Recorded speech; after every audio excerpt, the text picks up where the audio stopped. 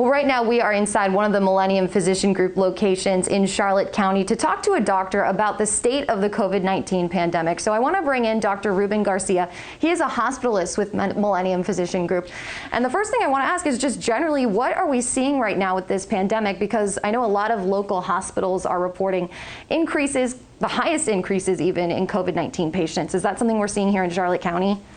I would agree. The statistics that you're seeing from the different hospital systems, we're seeing the same trends here in Charlotte County. It does seem to us that patients are sicker during this wave than they were during the first wave. And one of the other questions that a lot of people have been asking Fox 4 is, what kinds of patients are we seeing right now that are being hospitalized with COVID-19? A lot of the patients we're seeing now do tend to be a little bit younger than what we saw during the first wave. I would say probably mid-30s to 60s is probably the majority of the demographic that we see. And most of those patients are unvaccinated. Okay, that's a question that a lot of people are talking about right now as we are, seeing more of a push for people to get vaccines because of the spike that we are seeing in COVID-19 cases. And that's another question I wanted to ask, is because of that spike in cases, we're now seeing a rush of people trying to get the COVID-19 vaccine.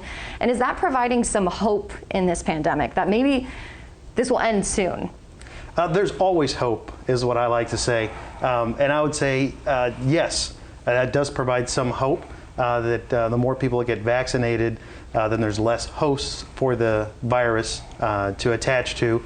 So it's definitely something that's highly recommended, is to go get your vaccine. All right, thank you so much, Dr. Garcia, for joining us this morning. We're going to check back in with him in just a few minutes with more of your questions, so keep it here on Fox 4 Morning News.